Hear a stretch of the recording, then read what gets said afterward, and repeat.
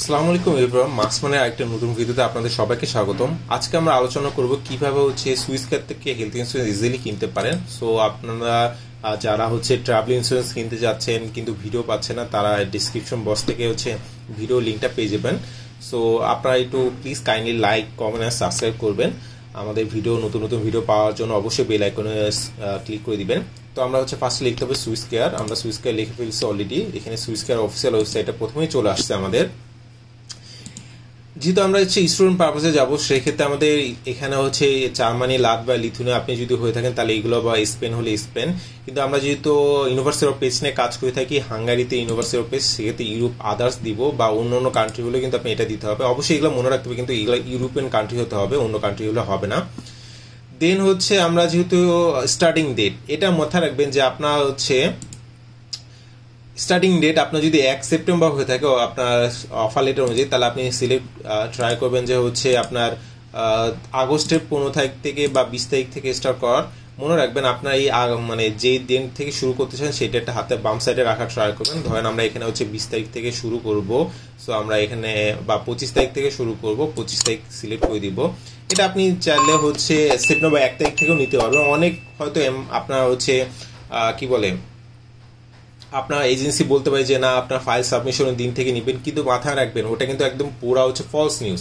And আপনার যদি কোনো কারণে ভিসা রিজেক্ট হয়ে যায়, আল্লাহ না করুক, আপনাদের স্বপ্ন পূরণ করুক, সেক্ষেত্রে যেটা হবে, আপনি কিন্তু স্টার্ট হয়ে গেলে সেক্ষেত্রে আপনি কিন্তু রিফান্ড চেতে পারবেন না।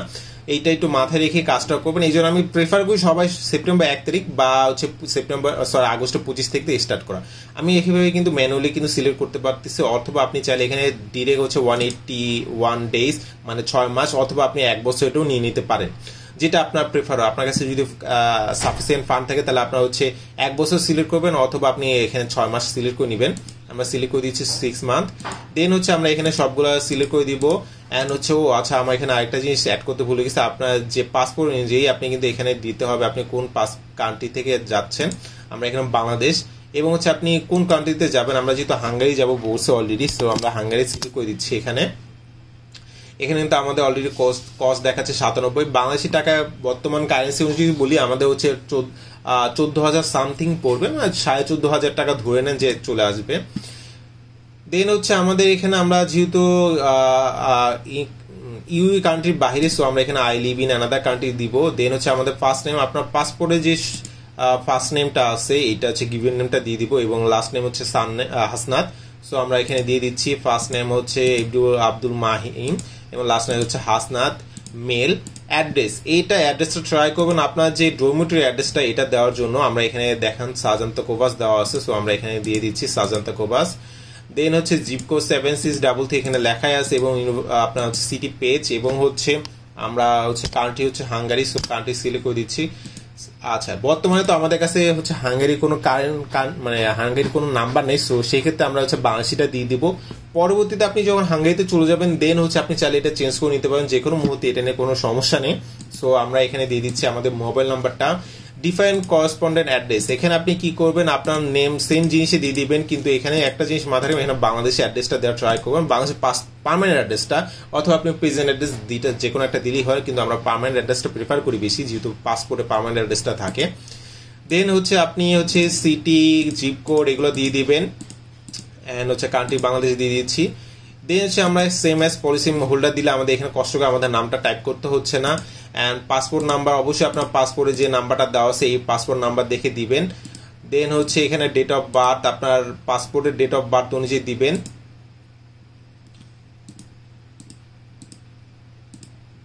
নেক্সট, এখন আমাদের এখানে মাথায় রাখতে হবে আপনার এই ইমেল অ্যাড্রেসটা অবশ্যই যে ইমেল অ্যাড্রেসটা আপনি ইউজ করতেছেন ট্রাভেল ইন্স্যুরেন্স বা হেলথ ইন্স্যুরেন্সের ক্ষেত্রে, সেম ইমেল অ্যাড্রেস হওয়া ভালো, এবং আপনি এটা কিন্তু কন্টিনিউস ইউজ করতে হবে। আপনি ক্লেম করতে গেলে, এবং আপনার যে অ্যাক্টিভেশন কোড সব কিন্তু এই ইমেল অ্যাড্রেসে আসবে। সো ইমেল অ্যাড্রেসটা মাথায় রাখবেন, ভুল যাতে না হয় এটা একটু চেক দিবেন বারবার। অ্যান্ড আরেকটা জিনিস চেক দিবেন, সেটা আপনাদের এখানে যে ডেট, স্টার্টিং ডেট, এটা কিন্তু আপনাদের দেখতে হবে। অনেক সময় হয় যে চেঞ্জ হয়ে যেতে পারে একটু টেকনিক্যাল ইস্যু বা আপনার ভুল মিস্টেকের কারণে, সো এটা চেক করে দেন কিন্তু আপনি স্টার্ট করবেন। অ্যান্ড আপনি ধরেন আমরা এখানে লিখে দিচ্ছি, আমি লিখেও দিই আপনাদেরকে বোঝার জন্য, হাসনাত12@gmail.com। সেম জিনিসটা আপনার এখানে আবার টাইপ করতে হবে, hasnath12@gmail.com। ওকে, এখানে এসে আপনার যে কার্ড অথবা ব্যাংক ট্রান্সফারের মধ্যে করতে পারেন। ব্যাংক ট্রান্সফার করলে 7 থেকে 14 দিন লাগে, যেটা একটু হ্যাসেল আমার কাছে লাগছে। আপনি চাইলে এখানে ক্রেডিট কার্ড লেখা আছে, dual currency card, debit card হলেও আপনি পেমেন্ট করতে পারবেন। সেক্ষেত্রে আপনার মাথায় একটু রাখবেন, আমাদের আপাতত আমরা যে একটু কনফার্মেশন পাইছি, আপনি শুধুমাত্র আপাতত আমরা 3টা ব্যাংকের কাছ থেকে কনফার্মেশন পাইছি যাদের হচ্ছে কার্ড দিয়ে আপনি ইজিলি কিনতে পারেন, কিন্তু অন্য ব্যাংক এগুলো একটু হ্যাসেল পোহাতে হচ্ছে। যে 3টা ব্যাংক হচ্ছে, সেই 3টা ব্যাংকের নাম হচ্ছে সিটি ব্যাংক, আইএফআইসি ব্যাংক এবং ইসলামিক ব্যাংক। এখানে আপনি card number, expire date, CVC দিয়ে এই 2টা কনফার্ম দিয়ে আপনি I am not a robot select করে দেবেন, পাম ট্রিজ। আচ্ছা, দেন হচ্ছে পেতে দিলে আপনার বাকি প্রসেসগুলো আপনি পেয়ে যাবেন। তারপর আপনার একটা ইমেলে অ্যাড্রেসে হচ্ছে কংগ্রেচুলেশন আসবে, এন্ড হচ্ছে আপনি হচ্ছে কিছু ডিটেলস পাবেন। আপনি লগ ইন করলে আপনার হচ্ছে ওখান থেকে আপনি আপনার যে ট্রাভেল বা হেলথ ইন্স্যুরেন্সের ডকুমেন্টগুলো লাগবে সেগুলো আপনি ইজিলি ডাউনলোড করে নিতে পারবেন।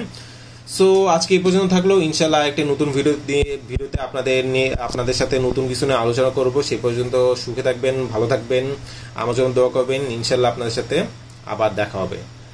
আল্লাহ হাফেজ।